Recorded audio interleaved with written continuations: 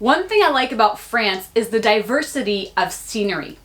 Today, I'm going to teach you some geographical terms that explain the diversity of the different scenery that you can see in gorgeous France.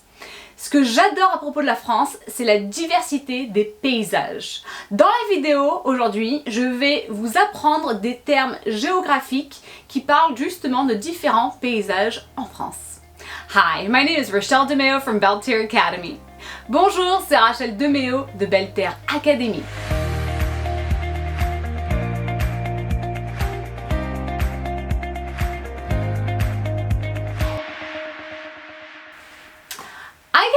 Asked a lot, what do you like so much about France? I mean, I know you were born there and raised there and that is your country, so to speak, but what do you like so much? And the answer always comes back that there's such diversity in the climate and what you see, and it's just amazing that a country so small, that's still the largest country in Europe, but that's so small technically, has so much diversity.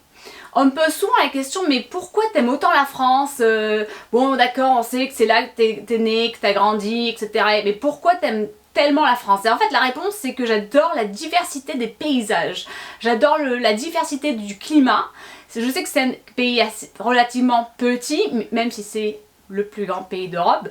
Mais c'est vrai que pour un petit pays, il y a énormément de diversité dans le climat et dans le paysage. So today I want to show you a little bit what that looks like and some terms that are going to help you out, geographical terms that are going to help you explain a little bit more about different scenery, possibly where you live as well. Donc aujourd'hui, on va en parler un peu plus et on va apprendre des termes géographiques qui parlent justement de paysages différents qui vont peut-être vous aider pour là où vous habitez. First of all, if you look at a globe or a map of France and you see where France is, you can see that it's surrounded more or less by water. And that is one thing that's pretty neat, I think, because we have different oceans and seas around as well as many rivers. Donc quand on regarde un petit peu sur une carte ou un globe et on repère la France, on remarque que la France est plus ou moins entourée d'eau. Il y a des mers, il y a des rivières, il y a des océans, tout autour. So actually, let's look at some of this terminology and learn a little bit about the climate. Donc on va apprendre un peu plus de termes et apprendre également plus par rapport au climat. So talking about the diversity of scenery in France, first of all, we have les paysages du littoral. Les paysages du littoral. Littoral is just kind of the contour of the country that is bordering or that is right next to a body of water.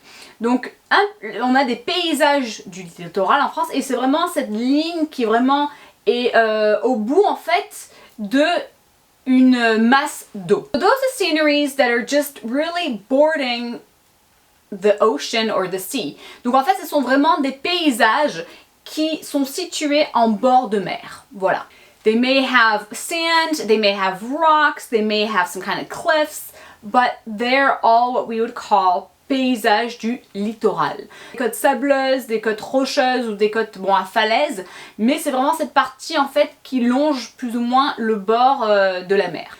And we have three masses of salt water surrounding France. We have at the north by the British Channel, if you want to call it like that, la Manche, ok, donc au nord on a trois masses d'eau, enfin d'eau salée on va dire, et en fait on a donc la Manche, donc qui est située où il y a l'Angleterre, entre la France et l'Angleterre. Then on the west coast of France we have the Atlantic. Donc, après à l'ouest de la France on a de l'Atlantique. And then the south of France, we have the Mediterranean. Et au sud de la France, on a la mer Méditerranée. Take a guess which out of those masses of water has the most salt. It is the Mediterranean, which is possibly why you float easier. Donc devinez de ces trois masses d'eau, quelle masse d'eau, on va dire ça comme ça, eh bien a le plus de sel. C'est la Méditerranée, c'est peut-être pour ça d'ailleurs qu'on flotte mieux en Méditerranée qu'en Atlantique ou quand on va vers la Manche. All over France, we have a bunch of rivers, les rivières. Les rivières. Donc on a plein de rivières à travers la France. We have lakes, on a des lacs. We have other small bodies of water And that is another cool thing that I love about France.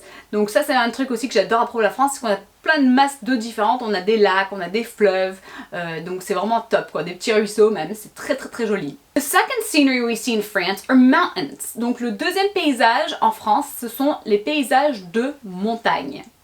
So we may have some really pointed young mountains, or we may have some more rounded old used mountains. Donc on a peut-être des montagnes plutôt jeunes qui sont pointues, ou on a peut-être des montagnes plutôt vieilles qui sont plus arrondies.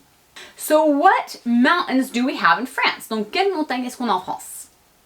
First of all, at the northwest of France, we have le massif armoricain. Donc au nord-ouest de la France, on a le massif armoricain. So massif armoricain, some big cities you'd have there would be like Brest ou Nantes. Donc en termes de grandes villes, à côté on aura peut-être Brest ou Nantes. Then on the other side, so northeast of France, we have les Vosges. Les Vosges. And one of the main cities would be Strasbourg. Donc de l'autre côté, donc nord-est de la France, on a les Vosges. Et une des plus grandes villes, qui est pas très loin, ce serait donc Strasbourg. Then heading south from Lyon all the way pretty much to Nice and bordering several countries, we have the Alps, right? The French Alps.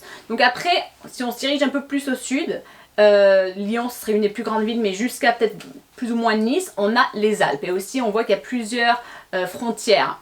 So other countries nearby would be Italy, Switzerland, Austria and Germany. Donc d'autres pays qui sont pas très très loin en fait de ce coin-là. On aurait l'Italie, la Suisse, l'Autriche et l'Allemagne. Then kind of in the middle, but south, we have le massif central. Donc un peu au milieu, mais un peu plus quand même dans le sud, on a le massif central. And finally, south, kind of west, but really the south, bordering Spain, we have the Pyrenees. Et finalement, dans le sud, enfin un peu sud-ouest, mais quand même dans le sud, et avec la frontière la plus proche, ce serait l'Espagne, on a les Pyrénées. So those are for the mountains. Let's move on to the next type of scenery you might see in France. Donc ça c'était pour les montagnes. Maintenant on va avancer en parlant d'autres paysages qu'on remarque en France. We also have rural scenery, which we call, like in the countryside, which we call la campagne. Donc on a aussi des paysages plutôt ruraux, qu'on appelle également la campagne. So maybe valleys and just in the countryside with a lot of beautiful villages that all have different festivals and festivities and very rich history and many things to discover there. Donc en fait dans ces campagnes, dans ce paysage on va dire rural, on peut y découvrir des villages français.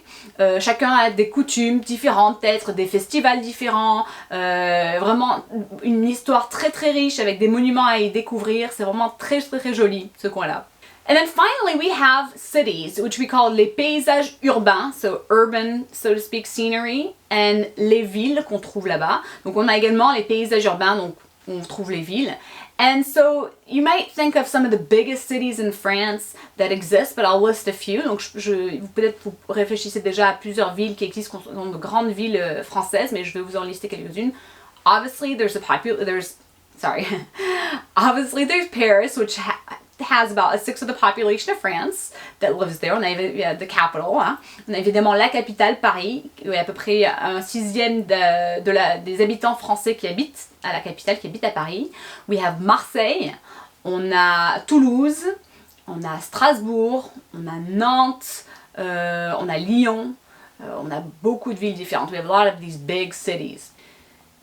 And so the climate obviously is different depending on where you are at in France. And I'll try to explain or summarize a little bit the differences in climate. Donc le climat est différent dépendant de où on est en France. Et je vais essayer de détailler un petit peu rapidement en résumé à comment ces changements comment en fait ces climats sont un peu différents, on va dire.